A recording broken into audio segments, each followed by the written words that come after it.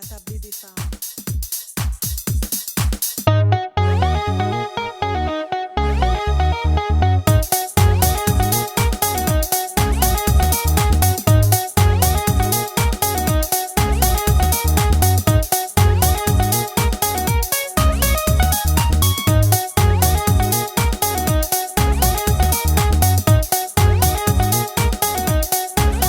Bonsoir et bienvenue à la table des femmes.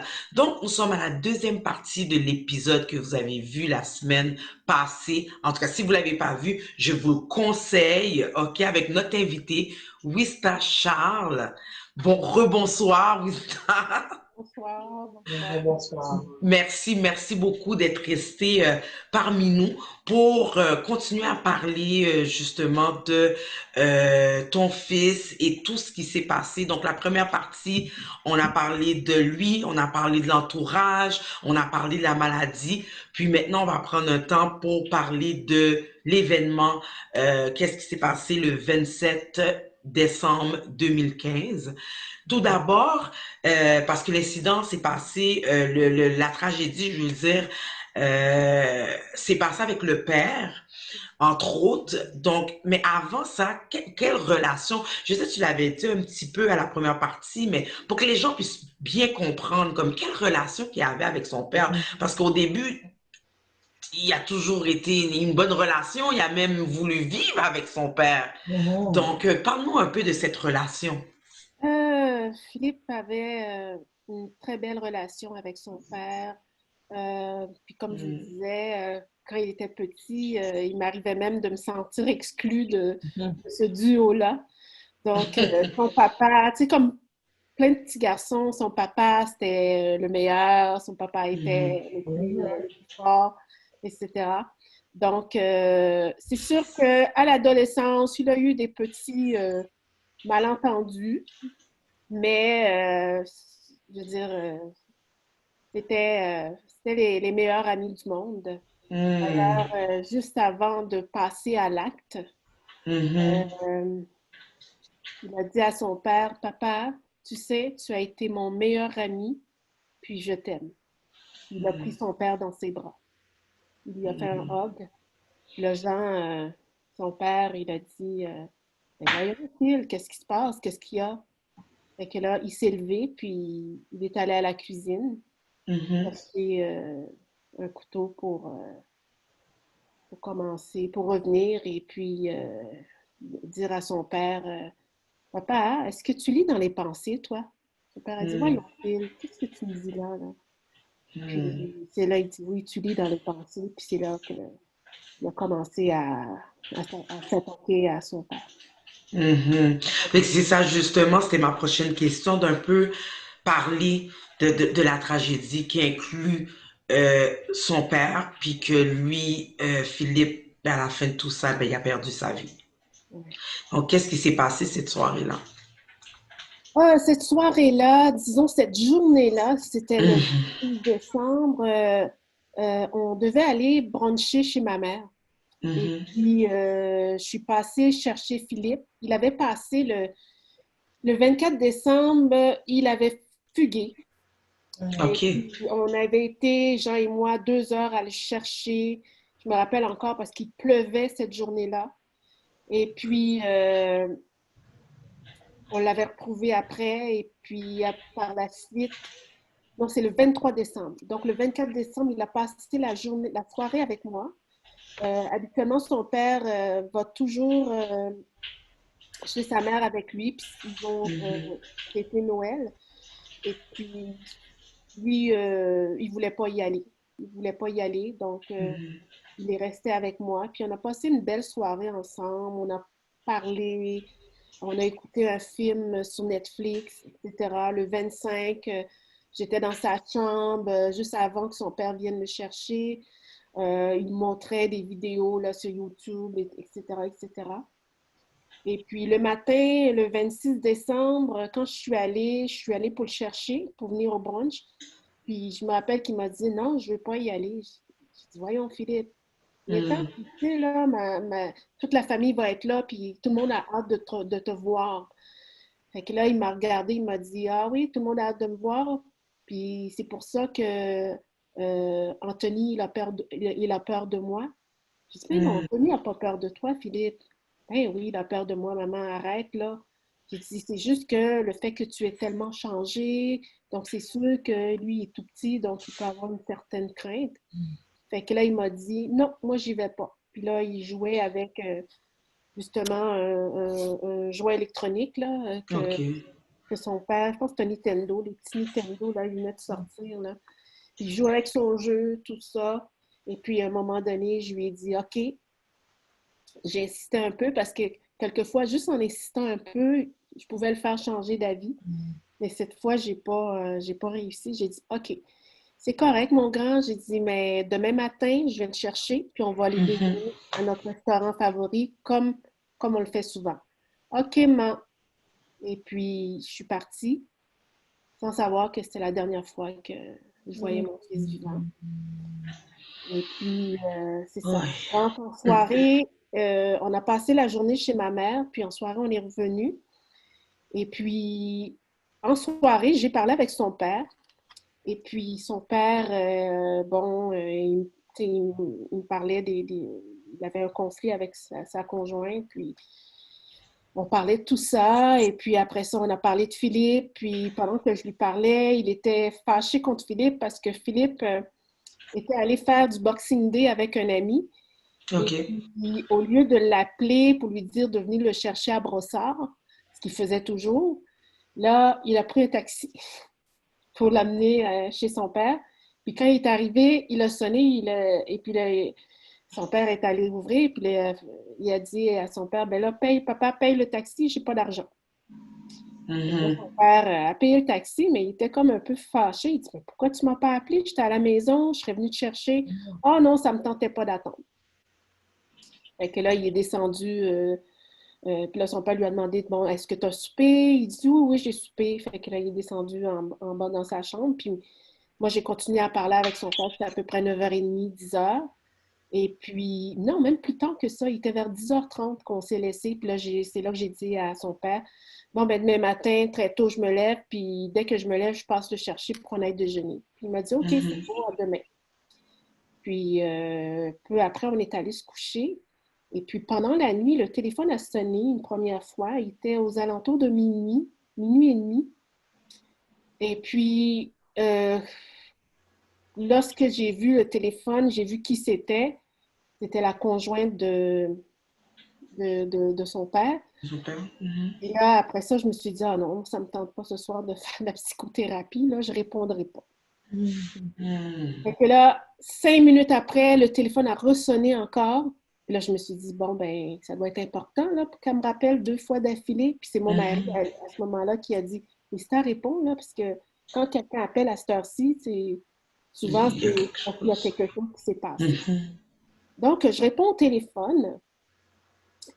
Et puis là, c'est là que justement la conjointe de son père, toute énervée, me dit, Wista, il se passe quelque chose.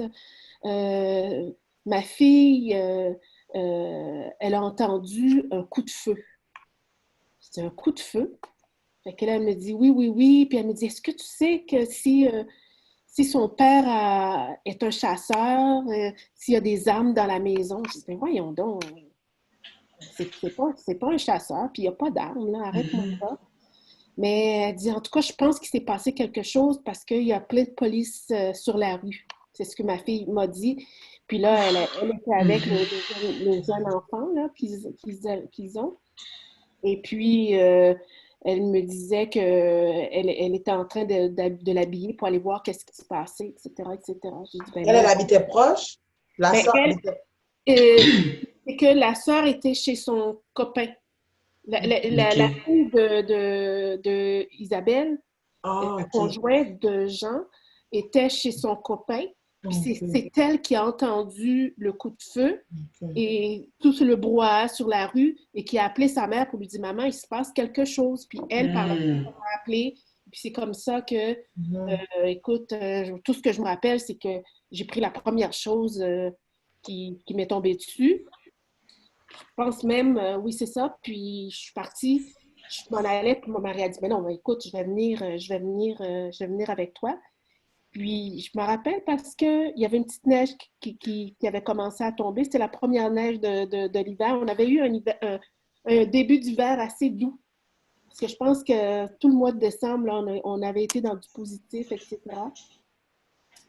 Alors là, je me suis habillée, mais tout le long, j'allais chez son père. Je sentais qu'il s'était passé quelque chose, mais je ne pouvais pas dire quoi. Alors, quand je suis Mhm. arrivée, effectivement, la rue était bloquée. Je ne pouvais pas aller plus loin dans la rue.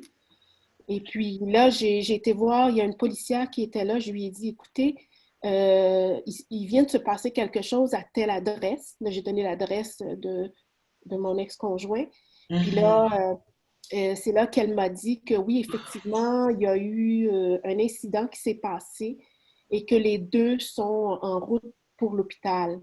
Là, moi, j'étais là, j'ai dit, mais mon Dieu, qu'est-ce qui s'est passé? Et puis c'est là qu'elle m'a dit que un jeune homme qui aurait poignardé son père. Alors là, c'est sûr que Oh, tout de suite, je me suis dit, il a fait une crise psychotique, il a pris Jean pour le diable, ou oh, en tout cas, il y Seigneur. avait peut-être des voix qui me parlaient, etc. Alors là, j'étais full inquiète pour son père. Et Mhm. puis, on est parti de l'endroit pour se rendre à l'hôpital, Anna Laberge. Puis quand on est arrivé, puis c'est après que j'ai fait la réflexion. J'étais arrivée puis à l'accueil, puis là j'ai dit à la dame qui était là, je suis la mère de Philippe Charles Leclerc. Euh, c'est moi qui ai ses cartes d'assurance de maladie, etc., etc. Puis je me rappelle, la dame m'a dit, ah, mais on n'en a plus besoin. Oh Mais non. et quand elle m'a dit ça, j'ai dit, ah, OK, peut-être que au Oh my niveau, God. j'ai pas réalisé, mais vraiment pas. Là, il y a une autre infirmière qui est venue, puis j'étais avec mon conjoint, puis sur à peu près en même temps, Isabelle est arrivée. Elle avait trouvé une voisine qui était restée avec son garçon. Et puis, on était tous les trois, on était dans la pièce. Puis, moi, sincèrement, j'avais peur pour Jean parce que les nouvelles qu'on avait eues, c'était il avait fait un arrêt cardio-respiratoire et Ok. qu'il était vraiment blessé, il avait perdu beaucoup de sang, etc., etc.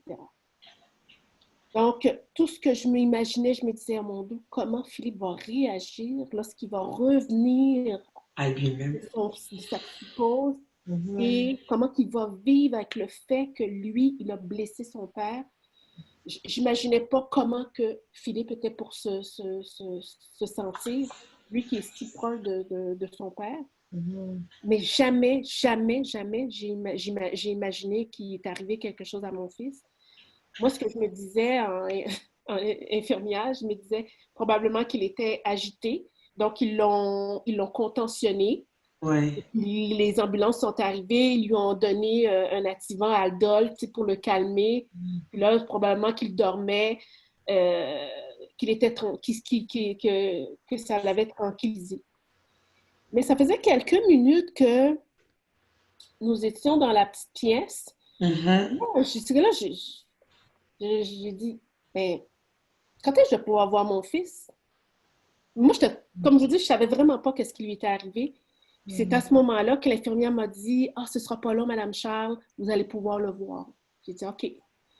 Mais ça continue, tout ça. Puis là, je commençais à recevoir plein d'appels d'amis qui m'appelaient pour me dire, ouais, et qui avaient vu, qui avaient entendu. Moi, je n'étais pas au courant que les nouvelles parlaient déjà de toute l'histoire, De etc. situation. Mhm. Alors là, j'ai une amie qui était même pas ici au Canada, elle était aux États-Unis, puis elle m'a appelée pour me dire, Zita, quand j'ai vu les nouvelles, j'ai dit, de quoi tu me parles?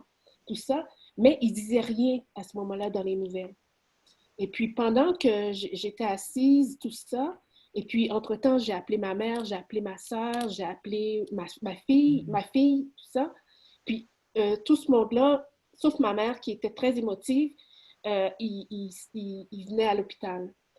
Ils étaient en route pour l'hôpital. Et puis, à un moment donné, je ne pourrais pas vous dire combien de temps ça faisait que j'étais dans la petite salle à attendre, Puis là, j'ai vu il y a une jeune urgentologue qui est arrivée.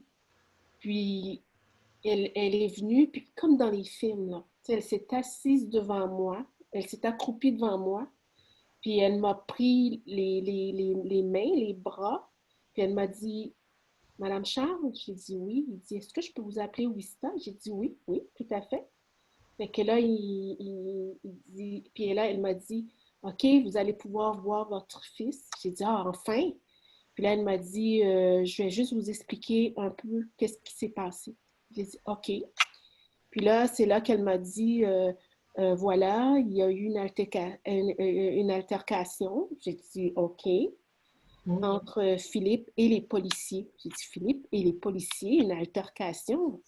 On ne savait pas trop.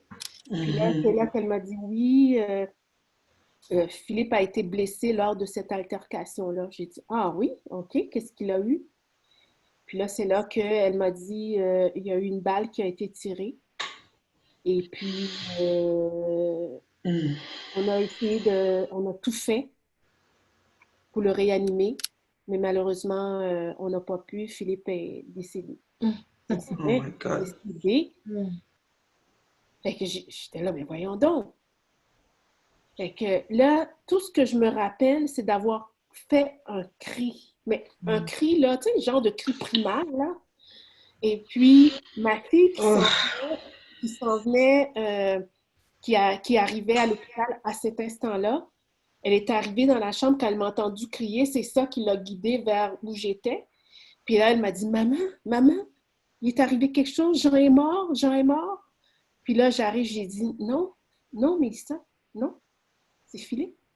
Philippe qui est décédé. Et puis quand j'ai dit ça, j'ai eu comme un blackout. J'ai eu comme un blackout. Et puis, j'étais comme, tu sais, comme on vient t'annoncer une nouvelle, mais t'es là, ben voyons donc, ça se peut pas. C'est pas vrai. Pandémie. Et exactement. Fait que, à un moment donné, tout d'un coup, là, j'ai eu une envie d'aller aux toilettes. Donc, je me suis levée, puis là, mon mari était là, ben viens, je vais t'aider pour te supporter. Je dis, mais voyons, je suis capable d'aller aux toilettes. Et pendant que je me dirigeais vers les toilettes, les télévisions étaient ouvertes, puis ils annonçaient la mort de mon fils. Oh non. Sur toutes les... Donc, Oh mon je me Dieu. suis dit, si j'étais partie aux toilettes avant, C'est c'est à comme la ça. télévision que j'aurais su que mon garçon était Oh, décédé. Seigneur. Puis, donc, c'est comme ça. C'est comme ça. Après ça, je me rappelle d'être revenue. Puis là, il nous disait qu'il pouvait nous montrer son corps, qui était dans une autre pièce. Je me rappelle d'avoir voulu m'approcher, mais c'était trop dur. J'ai pas pu. J'ai pas pu m'approcher de lui.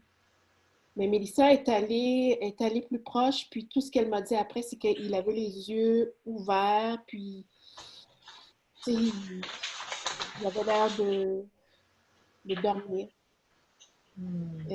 C'est ça. Alors, c'est comme ça que je suis pour Philippe. Je dirais les jours après, même je dirais les semaines après son décès, j'ai des bribes.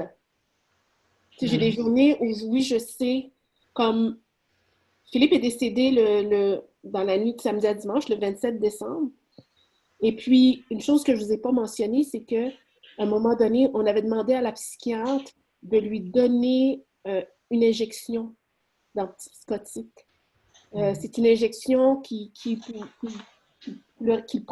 aurait pris une fois par mois, qui aurait stabilisé les antipsychotiques au niveau sanguin.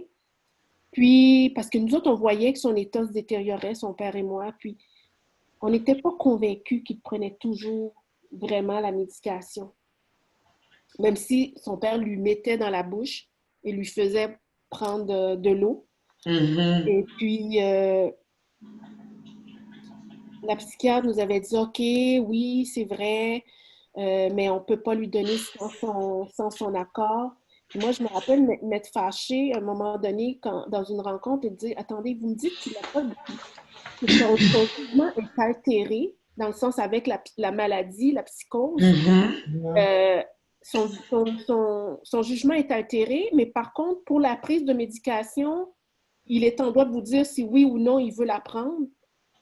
Je ne comprends pas. Et à un Hmm. moment donné, on a pu convaincre Philippe, au lieu OK. de prendre un médicament par la bouche à tous les jours, de prendre une piqûre, un vaccin une fois par mois. Donc, son père et moi, on a travaillé très fort, puis tout ça, il était d'accord pour le prendre, avec réticence, mais quand même. OK. Puis on arrive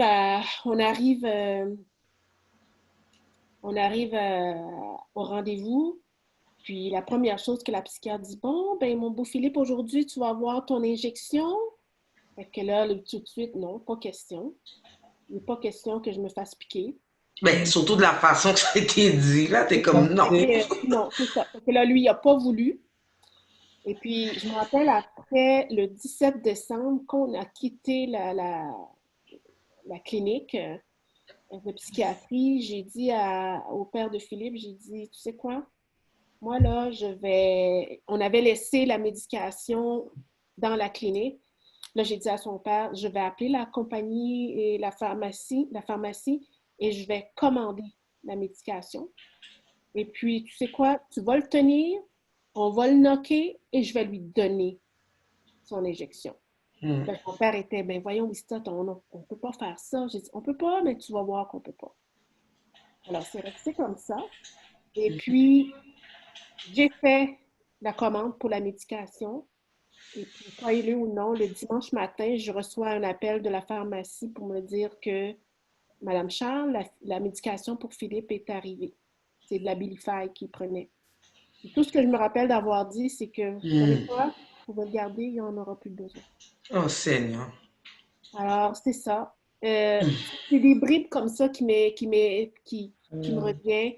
Puis l'autre chose aussi, c'est son corps, sa dépouille. Ça a pris pratiquement 7 jours avant qu'on... Tu sais, Vous allez prendre le corps? oui, l'autopsie OK. avait été faite, mais là, il devait avoir quelqu'un de la police qui était pour nous appeler, pour nous dire qu'est-ce qu'il en était. OK. J'avais pas de nouvelles. Puis entre-temps, ben, c'est sûr que Jean, il était entre la vie puis la mort. OK. Petit à petit, les choses se sont stabilisées. Et OK. puis, je me rappelle que lorsqu'il est revenu à lui, et puis j'étais là, je lui ai pris les mains, puis là, il m'a regardé. Il m'a dit, Phil est plus là, hein? J'ai dit, oui, Phil est parti. Puis, il a comme perdu connaissance, et puis ça. Ouais. Et, Mais je voulais savoir, il a été tué par balle. C'est où ce qu'il a eu? Il a reçu cette balle-là ben, qui était écoutez, mortelle, là, finalement, oui, pour ben, lui. ce qui arrive, c'est qu'il a reçu une balle dans le dos. OK. En fait, dans le dos, mais qui a traversé au niveau de sa cage thoracique, qui a comme fait éclater le cœur. Donc, qu'est-ce que j'ai su, c'est Mhm. qu'il est mort de façon très rapidement, dans le sens qu'il n'a pas eu le temps d'avoir mal.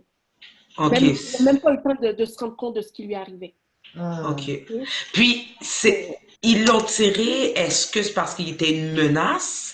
Tu sais, c'est C'est ce plus qu'il ça dit. comme, C'est ce qu'il c'était dit. quoi? C'est ce qu'il dit. Il est venu avec Il y une avait arme quatre blanche devant les policiers. policiers? Exactement. Il y avait 4 policiers qui étaient là sur la scène de l'incident. Et puis, la première version qu'ils nous ont donnée, c'est qu'ils ont tiré parce que Philippe avait une arme blanche et Philippe les menaçait, eux. OK? OK. Par la suite, avec l'autopsie, on a vu qu'il avait été tiré de dos. Mhm.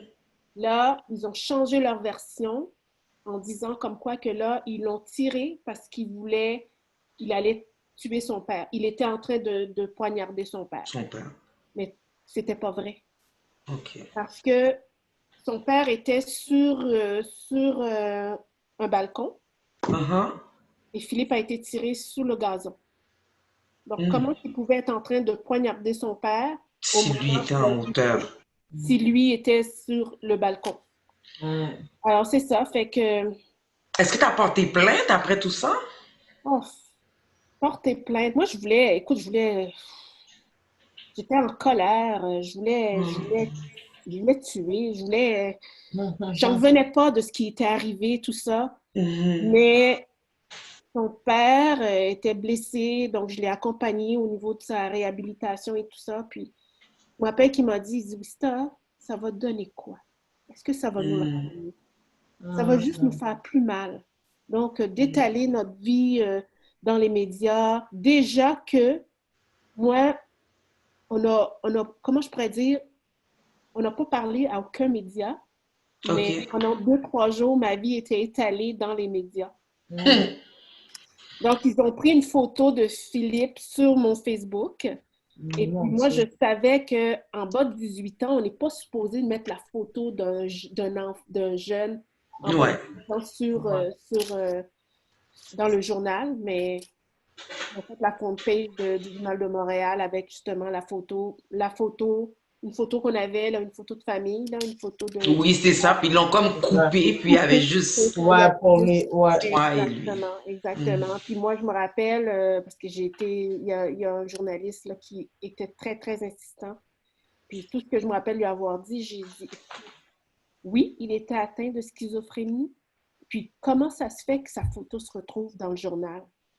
Parce Mhm. qu'il était mineur au moment de son décès. Mhm. Là, il m'a dit que non, quand on met une photo sur Facebook et que Facebook est public, donc ils peuvent, en voulant dire, les médias peuvent utiliser ces photos-là.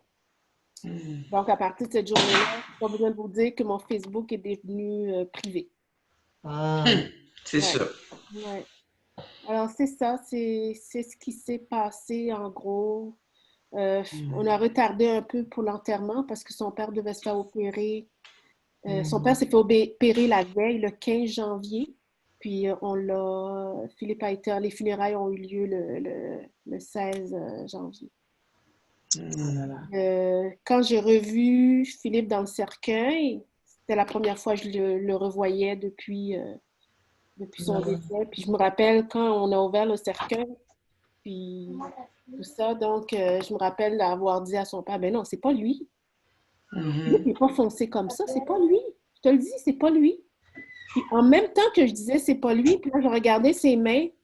Puis j'ai dit, ah oui, c'est lui parce que ce sont ses mains. Parce qu'il y avait de belles grandes mains, là, Mm. longues et tout ça.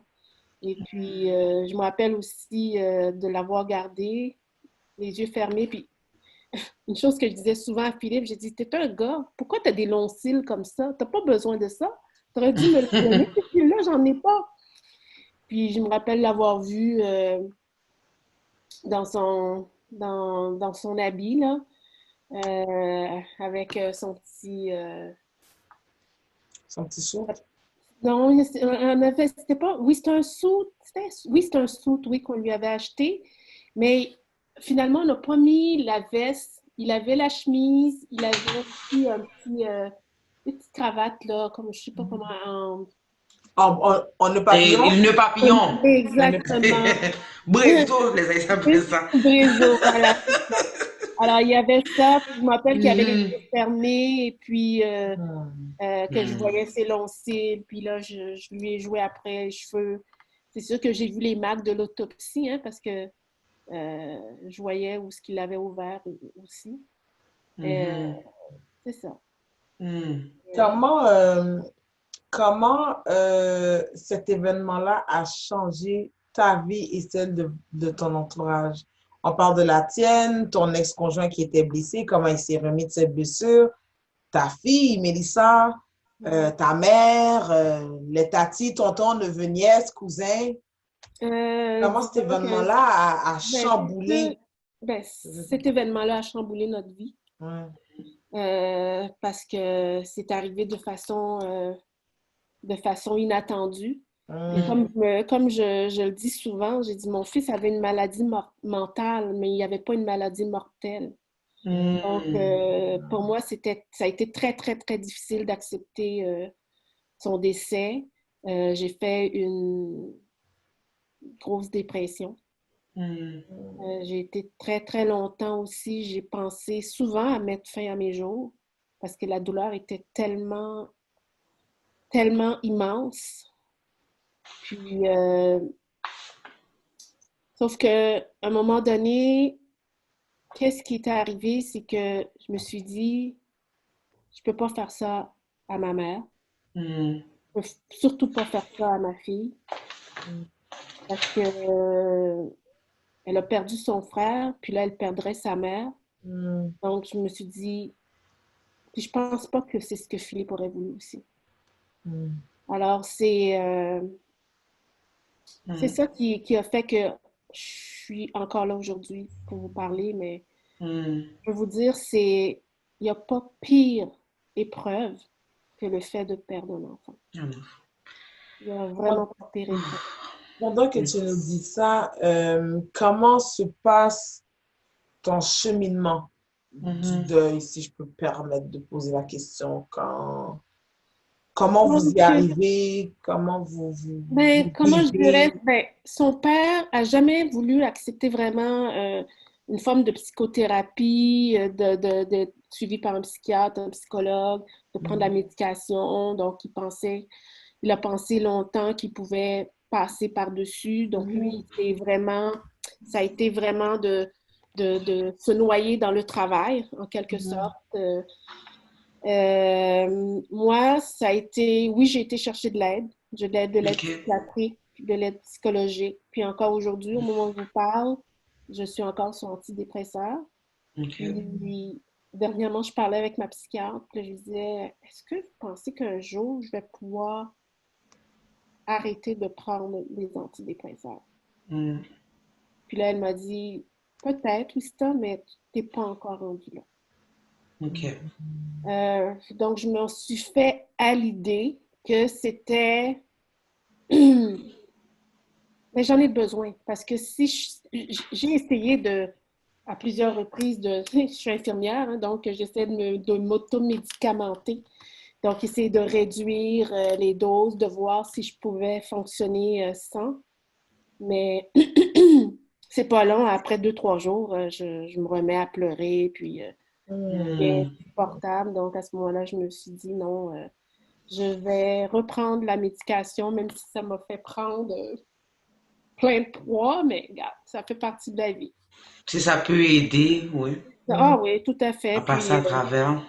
Ça met un oui, pansement sur le cœur. ben, exactement, Mm. exactement. Puis, pour répondre à ta question, la façon que je me reconstruis là-dedans, euh, comment je dirais? Depuis cet événement-là, je travaille en psychiatrie. Mm.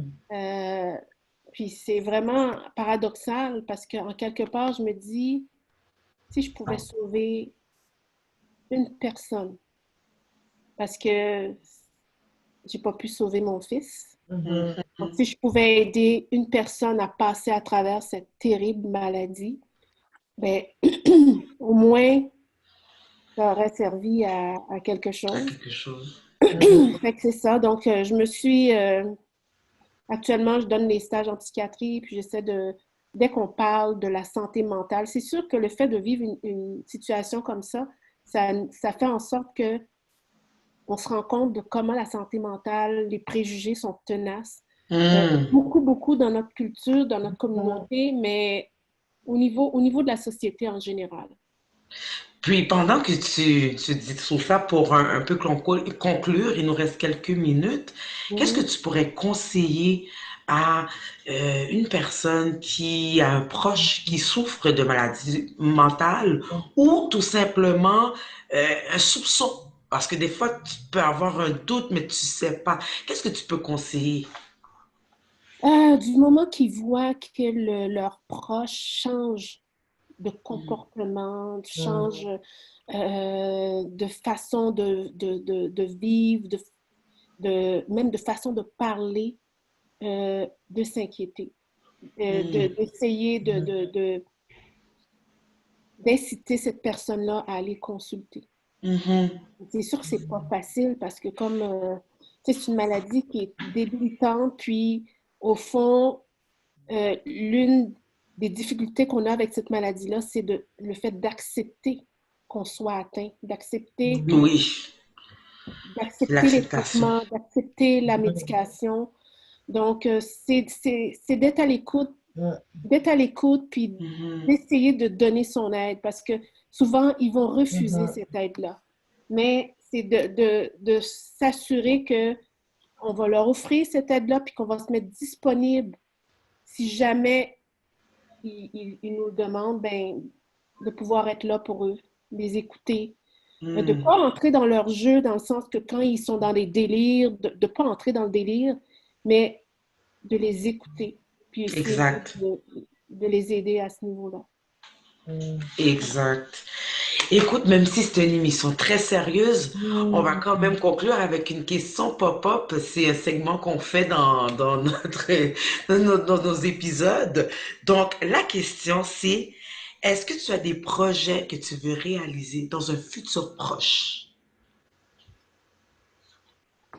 Dans un futur proche, ben là, il faut attendre la fin de la pandémie.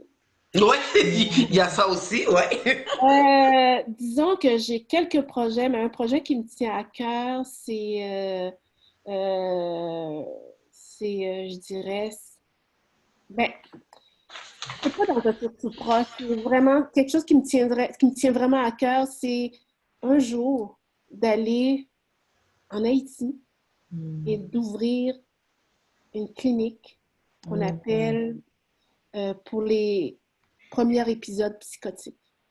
Donc, Ok. pour aider les jeunes qui sont aux prises avec les premiers épisodes psychotiques. C'est sûr que ça va demander beaucoup parce qu'on sait qu'en Haïti, on est encore plus reculé dans le sens que même au niveau de la sensibilisation, hein, les gens ils pensent toujours que c'est relié au niveau mystique, la maladie mentale, tout ça. Donc ça, c'est un rêve que j'ai à long terme. Mais à plus court terme, c'est que la pandémie termine et que je puisse reprendre l'avion pour aller en vacances quelque part, au soleil, au chaud. Ça, c'est ce que Moi, j'aimerais. je pense que c'est le rêve de plusieurs, Oui, là. oui, C'est oui, Je c'est suis le oui, rêve de dans. plusieurs, là. oui. Parce qu'on commence à être fatigué avec ça, de rester. Oui. Regarde là, on aurait pu être autour d'une table, mais là, on est Oui, Ah, jaser, se oui, coller. oui, oui, Sentir oui, l'énergie, mais bon, c'est exactement. pas ouais. grave. C'est pas grave parce que l'important, c'est que ton histoire est entendue, ta version, surtout parce que on sait que ça a passé dans les médias et tout ça, mais c'est important, toi qui es la mère, qui connaissait bien Philippe, tu nous as donné un beau portrait, puis on sait que c'est la maladie qui l'a pris, donc c'est pas lui. Hein, c'est pas, tu sais, il y a des gens qui sont fondamentalement méchants ou qui sont juste méchants comme ça, mais c'est pas lui. C'est une situation, c'est des crises qui a fait que t'es arrivé. Mais je salue ton courage. Merci. Je salue tout ce que tu fais. Je te souhaite que des belles choses, que des belles vacances à venir et des super, Merci. super beaux projets. Tes Ouais. informations vont être inscrites en bas de l'écran. Aussi, il y a des gens qui aimeraient communiquer avec toi, t'envoyer inbox sur Facebook ou Instagram. Genre, on va mettre les informations que tu as où est-ce qu'on peut communiquer. Puis, je pense que prenez 2 minutes si vous avez des questions à lui poser. Elle est bien placée pour y répondre parce que, Ouais. comme le sujet de l'émission, c'est quelqu'un qui a vécu avec un proche qui souffrait d'une maladie mentale. Dans ce cas-ci, c'était la schizophrénie, mais il y a toutes sortes d'autres maladies mentales. Et faites des recherches aussi.